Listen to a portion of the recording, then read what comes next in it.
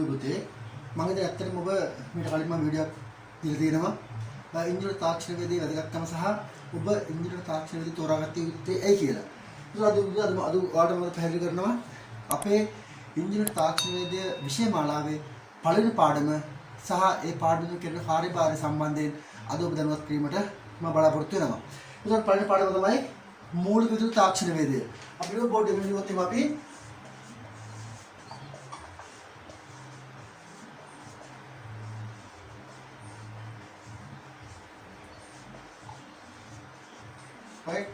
මූලික විදුලි තාක්ෂණ වේදය. ඒතර මතක තියාගන්න මේ මොකද්ද මූලික විදුලි තාක්ෂණ වේදය කියලා කියන්නේ.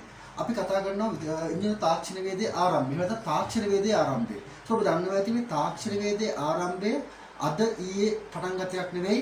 අපි කතා කරොත් එimhe හෝමෝ සෙපියන් එහෙම නැත්නම් හෝමෝ ඉරෙක්ට් හෝමෝ සෙපියන් ජීවත් වීමට මිලියන 1.5කට පෙර විසු මානවකෙක් තමයි හෝමෝ ඉරෙක්ට් කියලා කියන්නේ. ඒතර හෝමෝ ඉරෙක්ට් කාලවකවානු තුල තමයි මෙන්න මේ ගින්දර කියන මූලධර්මය සොයාගත්තේ. එතන ගින්දර සොයා ගැනීමත් එක්කම ලෝකයේ විශාල වශයෙන් ලෝකයේ වගේම ශ්‍රී ලංකාව තුළ විවිධ ජන වර්ගයන් එහෙම නැත්නම් මානව වර්ගය අපේ ආදිවාසීන් සියලුම දෙනා ගින්දර ආශ්‍රයෙන් යම් ක්‍රියාකාරකම් වල දෙන්නට පෙළඹුණා. ඒතර අපි මේ ඈත අතීත දිවයිනකොට අපේ තාක්ෂණය කියන සංකල්පය අදී ආව එකක් නෙවෙයි. ඒක ඈත අතීතයේ ගල්යුගයේ පිරිසක් පවා යම් කිසි ක්‍රමවේදයක් අනුව තාක්ෂණ වේදය නැත්නම් තාක්ෂණය භාවිත කරලා තියෙනවා තමන්ගේ එදිනෙදා කටයුතු කර ගැනීම සඳහා.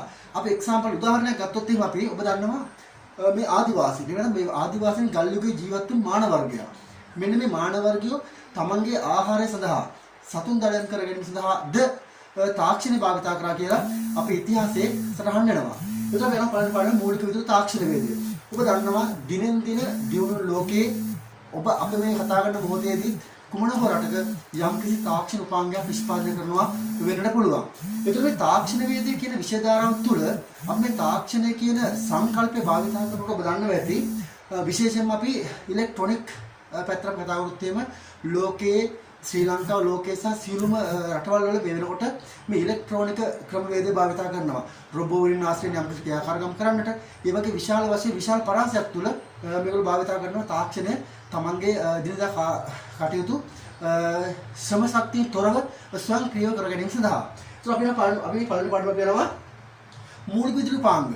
මොනවද මේ මූලික විදුලි පාංග කියලා කියන්නේ? ඔබ දන්නවා ඇති ඔබලගේ ගෙදර තියෙනා වූ යම්කිසි කැසට් රෙකෝඩරයක් එහෙම නැත්නම් DVD රෙකෝඩරයක් එහෙම නැත්නම් ජංගම දුරකථනයක් මේ වගේ සියලු උපකරණයක් අභ්‍යන්තරයේ තියෙනවා මේ IC තියෙනවා කැතෝඩ තියෙනවා ඇනෝඩ තියෙනවා එහෙම නැත්නම් බැටරි තියෙනවා ට්‍රාන්සිස්ටර් තියෙනවා මේ වගේ විශාලාකාරී විදුලි කුඩා හෝ විදුලි උපකරණ සම්බන්ධිත උපකරණ විදුලි පාංගයක් වෙන්නේ. ඒක මතක තියාගන්න අවශ්‍ය අපි මේ විදුලි කෝෂයක් කතා කරනවා. එතකොට මේ විදුලි කෝෂයක් තුලින් නැත්නම් අපි කියනවා විදුලි කෝෂ කුමන වර්ගයේ විදුලි කෝෂ තියෙන්නේ අපි ඒව භාවිතා කරන්නේ ඇයි? අපි වීර්ය කෝෂ ගැන කතා කරනවා නැත්නම් විදුලි කෝෂ ගැන තමයි කතා කරනවා. ඒක ඔබ දන්නවා ඇති මේ විදුලි කෝෂයක් කියලා කියන්නේ අපි ආරෝපණ ශක්තියක් ගබඩා කරන උපාංගයකට. එතකොට අපි විදුලි කෝෂ ආශ්‍රයෙන් අපි යම්කිසි එදිනදා කටයුතු වලදී අපි භාවිත කරනවා යම්කිසි උපාංග ක්‍රියාත්මක කරගන්නවා. රේඩියෝ වෙන්න පුළුවන්, කැසට් රෙකෝඩර් වෙන්න පුළුවන්, විදුලි පන්දමක් වෙන්නට පුළුවන්, වෝල්ට්මන්ඩයක් වෙන්නට පුළුවන්, ඕගන් එකක් වෙන්නට පුළුවන්. මේ සියලුම ආකාරයේ විදුලි උපකරණ ක්‍රියාත්මක වෙන්නේ මෙන්න මේ යම්කිසි විදුලිය ආශ්‍රයෙන්. ඒක මොකද විදුලිය කියලා කියන්නේ? අපි මෙතන ඔබට කියලා කතා කරන විදුලිය කියන කතා කරනවා. right electricity. මේක විදුලිය.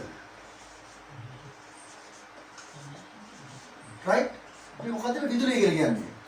අපි දන්නවා විදුලිය කියලා කියන්නේ අද වෙනකොට ලෝකයේ සෑම රටකම තමන්ගේ එදිනදා කටයුතු කර ගැනීම සඳහා භාවිත කරන යම්කිසි විභව ශක්තියක්. කිව්වොත් මම නිවැරදි. ඒක මතක තියාගන්න මේ විදුලිය උත්පාදනය කිරීමේ ක්‍රියාදාමය කොහොමද විදුලි උත්පාදනය කරන්නේ? ඒතර විදුලි උත්පාදනය කිරීමේ ක්‍රියාදාමය කතා කරනකොට අපි දන්නවා අපි සරලව කතා කරොත් ඔයගොල්ලෝ දන්නවා පවර් ස්ටේෂන් එක නැත්නම් විදුලි බලාගාර. ශ්‍රී ලංකාවේ තියෙන වික්ටෝරියා, එතකොට රන්දනිකල, එතකොට කුකුලේගම, එතකොට මහවැලි, එතකොට ඒ වගේ ආදි වශයෙන් ශ්‍රී ලංකාවේ විශාල විදුලි බලාගාර ප්‍රමාණයක් තියෙනවා. එතකොට මේ ශ්‍රී ලංකාවේ තියෙන සියලු විදුලි බලාගාර වලින් උත්පාදනය කරන්නා විදුලිය ජාතික විදුලි බල පද්ධතියට එකතු කරලා තමයි පාරිභෝගිකයාගේ අවශ්‍යතාව සඳහා විදුලිය බෙදා හරින්නේ. ඒක බලමු මේ විදුලිය කියන සංකල්ප විදුලි විභව ශක්තියක් නම් අපි බලමු විදුලි ශක්තිය උත්පාදනය කිරීමේ ක්‍රමවේද කොහොමද තියෙන්නේ කියලා. අපි විදුලිය කියන සංකල්පයේ මූලික સિદ્ધාන්ත අපි දන්නවා ඔබ දන්නවා ඇති විදුලිය කියලා කියන්නේ අපි සාමාන්‍යයෙන් ඔයගොල්ලෝ දන්නවා ඇති බයිසිකලේ තියෙන ඩයිනමෝ වල විදුලිය උත්පාදනය කරනවා. ඒක ආලෝක ශක්තියක් උත්පාදනය කර ගන්නවා. අපි පළවෙනි කතාවේ විදුලිය කියන හතරංකල්පය කොටස් තුනකට තියෙනවා. රයිට්? අපි කතා කරනවා චාලක ශක්තිය. අය කතා කරනවා අපි ආලෝක ශක්තිය. අය කතා කරනවා අපි තාප ශක්තිය. රයිට්? එතකොට මෙන්න මේ එකම විදුලියක් තමයි ත්‍රිත්වාකාරයෙන් ක්‍රියාත්මක වෙන්නේ. කොහොමද ක්‍රියාත්මක වෙන්නේ? චාලක ශක්තිය වශයෙන්, ආලෝක ශක්තිය වශයෙන් සහ තාප ශක්තිය වශයෙන්. ඒතර අපි දන්නවා මේ ත්‍රිත්වාකාරයෙන්ම ඔබගේ නිවෙස් තුළ විදුලි පරිභෝජනය කරනවා ඇති. එතන බලමු අපි විදුලිය උත්පාදනය කිරීමේ ක්‍රියාදාමය කොහොමද සිද්ධ වෙන්නේ කියලා. ඔයාලට තේරෙනවා ඇති මේ විදුලිය කියන දේ ඇත්තටම අපිට ඇහැට නොපෙනෙන සංකල්පයක්. ඒත් ඇහැට නොපෙනෙන විභවයක්, ශක්තියක්. ශක්තියක් නේද මේක? ඔව් විදුලිය කියන්නේ ශක්තියක්. විදුලිය අපි කරනවා අපි දැන් ඔයගොල්ලෝ විදුලි පංකා ක්‍රියාත්මක වෙනවා. ඒක ඔයගොල්ලන්ගේ තියෙන විදුලි ස්ටික් අපි වයර් එකේ රෙදි බඳ ගන්න. එතකොට අපි භාවිත කරන විදුලි බල්බයක් ආලෝකවත් කරන්න. මේ සෑම කටයුත්තක් සඳහාම අපි විදුලිය භාවිත කරනවා. ඒතර මේ විදුලිය කියන ශක්තියක් නිසාවෙන් විදුලිය ත්‍රිත්වාකාරයට විපර්යාසපත් වෙනවා. මේ විපර්යාසය අඳුනම ඉලිය තියෙන්නේ. චාලක ශක්තිය, ආලෝක ශක්තිය සහ තාප ශක්තිය. ඒතර අපි එක්තරා සාමාන්‍ය මෙහෙම කියමු අපි. ඔබ ගෘහස්ථයේ විදුලිය කතා කරනකොට ඔබගේ ගෘහස්ථයේ විදුලිය 230යි 230යි 50යි HZ නේද? ගෘහස්ථයේ විදුලිය 230යි වෝල්ටේජ් එක අපි කියනවා සංඛ්‍යාතය 50යි කියලා. 50 සංඛ්‍යාතය 200 වෝල්ටේජ්. ඒක උදාහරණයක් අපි මේ තියෙන්නේ එකලා විදුලි සැපයුමක්. ඒතර ඔබ ගෘහස්ථයේ භාවිත කරන එකලා විදුලි සැපයුමක්. හැබැයි කර්මාන්තශාලාවල සහ අනිකුත් ක්‍රියාදාමයන් සහිත විශාල ප්‍රමාණයේ කර්මාන්තශාලා තුල භාවිත කරන අපි තෙකලා විදුලිය. තෙකලා විදුලිය. අපි කියන එකේ වෝල්ටේජ් එක 415යි 50යි HZ. ඔයාලට පේනවාද මේ දෙකේම සංඛ්‍යාත සමානයි. නේද? තෙකලා විදුලියක් හෝ වේවා එකලා විදුලියක් හෝ වේවා දෙකේම හර්ට්ස් ප්‍රමාණය නැත්නම් සංඛ්‍යාතය සමානයි. අපි කියන ශ්‍රී ලංකාව තුල උත්පාදනය කළ හැකි උපරිම සංඛ්‍යාත තමයි මේ 50යි HZ කරන 50 හර්ට්ස් කියලා කියන්නේ. ඒක 50ට මේක ස්ථිරයි. වෝල්ටේජ් අප් උනත් ඩවුන් උනත් සංඛ්‍යාතයේ සමාන පරාසයක තිබිය යුතුයි. පැහැදිලිද? එතකොට අපි බලමු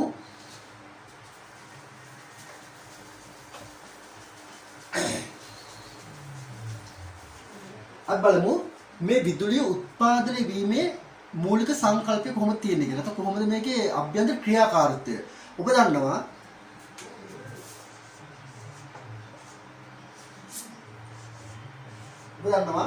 උත්තර ද්‍රවය සහ දක්ෂිණ ද්‍රවය. අපි කියනවා NS කියලා. right? NS කියලා. එතකොට මේ දිනවත්ද? උත්තර ද්‍රවයේ චුම්බකය සහ දක්ෂිණ ද්‍රවයේ චුම්බකය. මේ චුම්බකයේ කාන්දක් දැන් මේ තියෙන්නේ. එතකොට මේ චුම්බක ශේෂ්ත්‍රයන් දෙකක් තුල නිරන්තරයෙන් මොකද වෙන්නේ? නිරන්තරයෙන් මේ දින අතර බලයක් හුවමාරු වෙනවා. අපි දැන් මේ මෙයාකට යන්දා. එතකොට තේරෙන්නේ නැති මේ චුම්බක ශේෂ්ත්‍රයන් දෙකක් තුල යම්කිසි සන්නායක දණ්ඩක්. සන්නායක කියලා කියන්නේ විදුලිය ගමන් කිරීමට හැකි දායකත්වයක් දක්වන ඕනෑම ද්‍රව්‍යයක් මෙන්න මේ චුම්බක ශේෂ්ත්‍රයන් දෙකක් තුල හුවමාරු කිරීමේදී හෝ චලනය කිරීමේදී හෝ මෙන්න මේ චුම්බක බල දෙකක් ඡේදනය කිරීමේදී විද්‍යුත් ගාමක බලයක් උත්පාදනය වෙනවා. මොනවද උත්පාදනය වෙන්නේ? විද්‍යුත් ගාමක බලයක්. මොකද වෙනතුන් දෙකක්. අපි අඳුත් මෙහෙම මෙන්න මේ ආකාරයට භ්‍රමණය කරනවා අපි. මේ ආකාරයට භ්‍රමණය කරනකොට මොකද වෙන්නේ? මෙන්න මේ හැම ස්ථානයකදීම මොනවද වෙන්නේ? විද්‍යුත් චුම්බක බල රේඛා උත්පාදනය වෙනවා. එතකොට මෙන්න මේ විද්‍යුත් චුම්බක රේඛා ඡේදන වීම තුළ ඇතිවන්නා විද්‍යුත් ගාම බලයෙන් තමයි අපි විදුලිය වශයෙන් පරිභෝජනය කරන්නේ. එතකොට ඔබ දන්නවා ඇති විද්‍යුත් උත්පාදන බලාගාර තුළ වෙන්නේ මේ කාර්යමය වෙන්නේ. ඔබගේ බයිසිකල් ඩයිනමෝ තුළ වෙන්නේ මේ කාර්යමය වෙන්නේ. එතකොට මතක තියාගන්න සන්නායක ස්කන්ධය දෙකක් තුළ සන්නායක දණ්ඩ භ්‍රමණය කිරීම තුළින් හෝ සන්නායක දණ්ඩ දෙක නැත්නම් චුම්බකයන් දෙක ස්ථිර තබා සන්නායක භ්‍රමණය කිරීමක් හෝ සන්නායක දණ්ඩ ස්ථිර තබා චුම්බක ශේෂ්ත්‍රය භ්‍රමණය වීමෙන් විද්‍යුත් ගාමක බලයක් උත්පාදනය අපි කියනවා MS ඍණ 1 කියලා. right? මෙන්න මේ MS ඍණ 1 කියන කොටසෙන් තමයි අපි විද්‍යුත් ගාමක බලය විද්‍යුත් චුම්බක ස්‍රාව ගණත්වය අපි මනු ලබන ඒකකය. මතක තියාගන්න මේ ක්‍රියාදාමයන් ශ්‍රී ලංකාවේ සියලු විදුලි බලාගාර තුළ සිදු වෙන්නේ මෙන්න මේ විදුලිය තමයි ඔබගේ නිවස දක්වා ගමන් කරන්නේ නැත්නම් ලැබෙන්නේ. මේ විදුලිය අපි අර කලින් කතා කරා වගේම 230යි 50යි HZ වශයෙන් භාවිත කරන්නේ මෙන්න මේ උත්පාදන බලාගාර තුලින් නිපදවන්නා විදුලිය තමයි අපි මේ ආකාරයෙන් භාවිත කරන්නේ. ඒතර බලමු මොකක්ද බලමු විදුලිය අපි කතා කරනවා අපි කතා කරන්නේ DC සහ AC. මේ සරල ධාරා සහ සංඛ්‍යාත ධාරා. ඒතර මොකද්ද මේ අපි කතා කරනවා AC සහ DC ඕල්ටර්නේට් කරන්ට් සහ ඩිරෙක්ට් කරන්ට්. අපි කතා කරනවා AC සහ DC. එතන මොකද්ද ඕල්ටර්නේට් කරන්ට් සහ ඩිරෙක්ට් කරන්ට්. එතන AC සහ DC. එතන ඔබ දන්නවා මේ DC සහ AC එක දැකලා ඇති. අපි කතා කරොත් වියලි කෝෂවල නැත්නම් ඔබගේ විදුලි පන්දම නැත්නම් ටෝච් එකේ තියෙන බැටරිය DC නේද? අපි ගෘහස්ථය භාවිත කරන්නේ AC කරන්ට් එක. ඒතර AC කරන්ට් එක ඕල්ටර්නේට් කරන්ට් කියලා කියන්නේ මේක අපිට දැනෙනවා. මේක අපිට දැනෙනවා. අපිට කරන්ට් වදිනවා. හැබැයි DC වලට වදිනවද අපිට? නෑ අපිට වදිනවා. ඒත් අපේ ශරීරයේ තියෙන ඊටම සංවේදී ඉන්ද්‍රියන් වලට මේකේ වෝල්ටේජ් එක බලන්න පුළුවන්.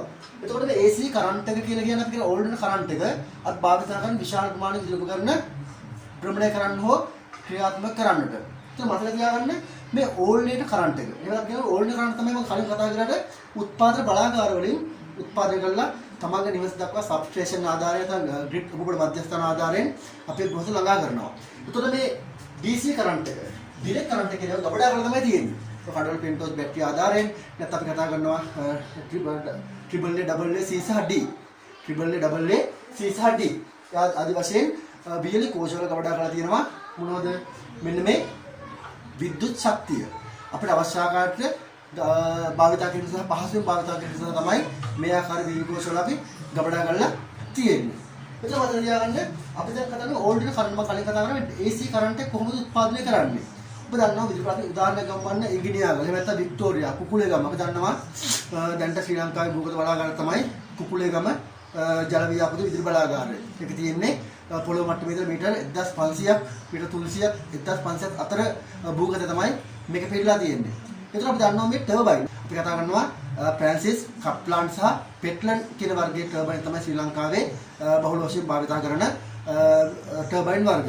ඒ විශේෂ හේතුවක් තියෙනවා ශ්‍රී ලංකාවේ ජලය ඕනෑතරම් තියෙන නිසා ඉහළ ජල උසක සිට ටර්බයින් දක්වා විශාල දරවලක් ගමන් කරවීමෙන් මේ ටර්බයින් භ්‍රමණ වීම තුළින් තමයි විදුලි උත්පාදනය වෙන්නේ. ඒක මතක තියාගන්න මේ විදුලි උත්පාදනය කිරීමේ ක්‍රියාදාමය මම කලින් කතා කරා වගේම චුම්බක ශේෂ්ත්‍රයන් දෙකක් තුල සන්නායක දණ්ඩක් භ්‍රමණය කිරීම තුළින් හෝ සන්නායක දණ්ඩ ස්ථිර තබා චුම්බක ශේෂ්ත්‍රය භ්‍රමණ වීම තුළින් විද්‍යුත් ගාමක බලයක් උත්පාදනය වෙනවා. අපි විද්‍යුත් චුම්බක ශ්‍රාවකත්වය එම්එස් එකකින් අපි මනු ලබනවා. ඒක මතක තියාගන්න මෙන්න මේ විදුලිය අපි නිසියාකාරයෙන් භාවිතා කරනවා වගේම ඔබ දන්නවා ගෘහස්ථයේ විශාල වශයෙන් විදුලිය පරිභෝජනය වෙනවා මේ විද්‍යුත් ශක්තිය තාප ශක්තිය බවට පරිවර්තනය කිරීමේදී. මතක තියාගන්න විද්‍යුත් ශක්තිය තාප ශක්තිය බවට පරිවර්තනය කිරීම සඳහා විශාල විදුලි ප්‍රේක්ෂක ප්‍රමාණයක් පරිභෝජනය වෙනවා. නැත්නම් පරිභෝජනය කරන්න අවශ්‍ය වෙනවා. අපි උදාහරණයක් වශයෙන් ගත්තොත් එහෙම විද්‍යුත් ශක්තිය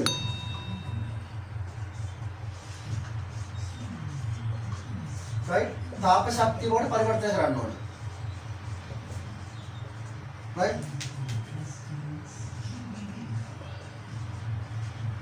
විද්‍යුත් ශක්තිය තාප ශක්තිය බවට පරිවර්තන උපාංග තමයි ගෙදර තියෙන හොට් ප්ලේට් එක, oven එක, ගිල්ලුම් තාපය, එහෙම නැත්නම් හීටරය. එතකොට ඒ ආදි වශයෙන් ප්‍රෙෂර් කුකර් එක ආදි වශයෙන් සියලුම දේවල් විද්‍යුත් ශක්තිය තාප ශක්තිය බවට පරිවර්තනය කරන උපකරණ. එතකොට ආලෝක ශක්තියමයි අපි ගෙදරට සියලුම ආලෝක පද්ධතිය ලබා දෙන සියලු උපාංග ආලෝක ශක්තිය වගේම අපි සිසිල් ක්‍රියාවට සඳහා භාවිත කරන විදුලි ෆෑන්, එහෙම නැත්නම් බ්ලෝවර් ෆෑන්, එක්සෝස්ට් ෆෑන්, ඒ ආදි වශයෙන් සියලු දේවල් විද්‍යුත් ශක්තිය භ්‍රමණ ශක්තිය වලට පරිවර්තනය කරන උපාංග. ඒතර මතක තියාගන්න ඕගොල්ලෝ මෙන්න මේ විදුලිය කියන සංකල්පය භාවිත කිරීමේදී ලෝකයේ විශාල රටවල් වල මේ වෙනකොට විද්‍යුත් ශක්තිය විශාල ආකාරයෙන් පරිභෝජනය කරනවා. අපි මේ පාඩමේ මම කතා කරන්නේ සබ්ස්ටේෂන් වල නැත්නම් ස්ටෙප් අප් සහ ස්ටෙප් ඩවුන් ට්‍රාන්ස්ෆෝමර් වල කරන ආකාරයෙන් සහ විදුලිය බලාගාරයේ සිට පාරිභෝගිකයා දක්වා විදුලිය සම්ප්‍රේෂණය කිරීමේදී ඇතිවන්නා වෝල්ටේජ් බැස්ම අඩු කර ගැනීම සහ භාවිතා කරන ප්‍රායෝගික ක්‍රමවේද කිහිපයක් තියෙනවා. මම ඉදිරි පාඩම් වලදී ඒක කතා කරනවා. ඒතර මතක තියාගන්න කොහොමද අපි මෙන්න මේ විදුලිය ඒකාකාරීව නිවෙස දක්වාද තමන්ගේ පාරිභෝගිකයා ගෘහස්ථය දක්වා කොහොමද සම්ප්‍රේෂණය කරන්න කියලා. අපි උදාහරණයක් ගත්තොත් එහෙම කොහොමද දන්නවා? කුකුලේගම නැත්නම් කියන කුකුලේගම ජල ව්‍යාපෘතිය මගින් උත්පාදනය කරන්නා විදුලිය අපගේ නිවස දක්වා ගමන් කරවීමේදී නැත්නම් සම්ප්‍රේෂණය කරවීමේදී ඇතිවන්නා වූ වෝල්ටේජ් බැස්ම අවම කිරීම සඳහා අපි ස්ටෙප් අප් සහ ස්ටෙප් ඩවුන් එහෙම අවකර සහ අධිකර පරිණාමකයන් භාවිතා කරනවා. මෙන්න මේ ඇතිවන්නා වූ ප්‍රායෝගික ගැටලු සහගත තත්ත්වයන් මග හරවා ගැනීම සඳහා. උතර පැහැදිලිව මතක තියාගන්න අවශ්‍යයි. ඒකාකාරී දුරක් සන්නායක දණ්ඩක් තුළින් විදුලිය ගමන් කරවීමේදී ඇතිවන්නා වූ ප්‍රතිරෝධයේ හේතුවෙන් විද්‍යුත් ශක්තියට හානි පැමිණිය හැකියි. මෙන්න මේ ඇතිවන්නා වූ හානිදායක තත්ත්වයන් අවම කිරීම සඳහා තමයි අපි සාමාන්‍යයෙන් කිලෝමීටර් දෙකෙන් දෙකට ස්ටෙප් අප් හෝ ස්ටෙප් ඩවුන් ට්‍රාන්ස්ෆෝමර් භාවිතා කරලා මෙන්න මේ ගැටළු සහගත තත්ත්වයන් අපි අවම කරගන්නේ. පැහැදිලිද? ඊට පස්සේ කතා කරනවා මෙන්න මේ විදුලි කෝෂ සම්බන්ධයෙන්. ඒ තමයි විදුලි කෝෂ. නැත්නම් වියලි කෝෂ. right? මෙන්න මේ විදුලි කෝෂ කතා කරාම පස්සේ අපි දන්නවා සාමාන්‍යයෙන් තියෙනවා triple A. Triple A, double A, C සහ D. මෙන්න මේ මාත්‍රි වෙළඳපොලේ තියෙනවා විදුලි කෝෂ නිදී ගන්නට. ඔයගොල්ලෝ සාමාන්‍යයෙන් අපි ප්‍රායෝගිකව කතා කරනවා පෙන්ටෝස් බැටරි කියනවා, වෝල්ට්මන් බැටරි කියනවා, ටෝච් බැටරි කියනවා ආදි වශයෙන් අපි ප්‍රායෝගිකව භාවිත කරන සියලුම විදුලි කෝෂ වලට අපි නාමකරණ දීලා තියෙනවා triple A, double A, C සහ D කියලා. එතකොට මේ ට්‍රිපල් A කියනවා, ඩබල් A කියනවා, C කියනවා, D කියනවා මොනවද? ඔබ දන්නවා ඇති ට්‍රිපල් A කියලා කියන්නේ වෝල්ට්මන් කුඩා ප්‍රමාණයේ තියෙන බැටරිය. කුඩා ප්‍රමාණයේ තියෙන බැටරිය. එතකොට අපි සාමාන්‍ය කුඩා ප්‍රමාණයේ තියෙන බැටරිය අපි කතා කරනකොට right අපි දන්නවා මේ වගේ අභ්‍යන්තරයේ වෝල්ටේජ් එක 1.5 V right 1.5 V. එතකොට මේ බැටරිය වල තියෙන ආරෝපණ ශක්තිය මයිනවා V කියන එකකේ. එතකොට වෝල්ටේජ් කියන එකකේ right මේ වෝල්ටේජ් 1.5ක් තියෙනවා ට්‍රිපල් A බැටරියක් තියෙනවා ඩබල් A බැටරියක් තියෙනවා C කියන මාධ්‍ය බැටරියක් තියෙනවා D කියන මාධ්‍ය බැටරියක් තියෙනවා. ඒක බැටරි මේ ඔක්කොම වියලි කෝෂ. බැටරි කතා කරන වෙනම සංකල්ප බැටරි කියලා කියන්නේ අපි අත් වශයෙන් බැටරි කතා කරනකොට බැටරියක් කියලා කියන්නේ විදුලි කෝෂ කිහිපයක් එකතු කරලා සාදා ගන්න උපකරණයකට අපි කියනවා බැටරියක් කියලා. ඒක කාර්යෝදින බැටරි ඉතින් ඒ වගේ වශයෙන් කතා කරනවා. ඒක මතක තියාගන්න අවශ්‍ය ඔයගොල්ලෝ මෙන්න මේ වියලි කෝෂයක් තුළ අන්තර්ගතයේ තියෙනා වූ වෝල්ටේජතාවය අපි සාමාන්‍ය දල වශයෙන් කියනවා 1.5 V කියලා. ඒතර අපිට අවශ්‍ය ආකාරයට ශ්‍රේණිගතව හෝ සමාන්තරගතව මෙන්න විදුලි කෝෂ කිහිපයක් එකිනෙකට සම්බන්ධ කිරීම මගින් අපිට පුළුවන් විශාල ආරෝපණ ශක්තියක් විශාල වෝල්ටේජතාවයක් අපිට ලබා ගන්නට. අපි උදාහරණයක් වශයෙන් ගත්තොත් අවශ්‍ය වෙනවා අපිට වෝල්ටේජ් 3ක් අපිට වෝල්ටේජ් 3ක් අපිට අවශ්‍ය වෙනවා. අපි මොකද කරන්නේ? 1.5 ධන 1.5. එතන මොකද වෙන්නේ? 1.5 වෝල්ටේජ් 3යි. අපි මේව භාවිත කරන්නේ ශ්‍රේණිගත ආකාරයට. ඒත් ශ්‍රේණිගත ආකාරයට සම්බන්ධ කරාන් පස්සේ අපි කතා කරන ඉස්සරහට ශ්‍රේණිගත ආකාරයට හෝ සමාන්තරගත ආකාරයට සම්බන්ධ කිරීම මගින් උනා ගන්න පුළුවන් අපට අවශ්‍ය වෝල්ටේජතාවයන් සකසා ගන්නට පුළුවන්. පැහැදිලිද? මම හිතනවා අද පාඩම ඔබ සියුම්තරම පැහැදිලි වෙන්න ඇති කියලා. මම ඊළඟ පාඩමේ කතා කරනවා මේ වියලි කෝෂ සහ මේ විද්‍යුත් චුම්බක ශ්‍රාවය ඝනත්වයන් අපි කොහොමද උත්පාදනය කරන්නේ, කොහොමද පාරිභෝගිකය දක්වා ළඟා කරවන්නේ සහ විදුලිය විදුලිය සම්ප්‍රේෂණය කිරීමේදී ඇතිවන්නා වූ ප්‍රායෝගික ගැටලු සහගත තත්ත්වයන් අවම කිරීම සඳහා අපි කිලෝමීටර් දෙකෙන් දෙකට මේ ස්ටෙප් අප් හෝ ස්ටෙප් ඩවුන් එහෙම නැත්නම් අධිකර හෝ අවකර පරිණාමයන් භාවිත කරන්නේ කුමන ආකාරයකද කියලා මම කතා කරනවා ඊළඟ පාඩම් වලදී. එහෙනම් ඔබ සියලුට ආයුබෝවන්.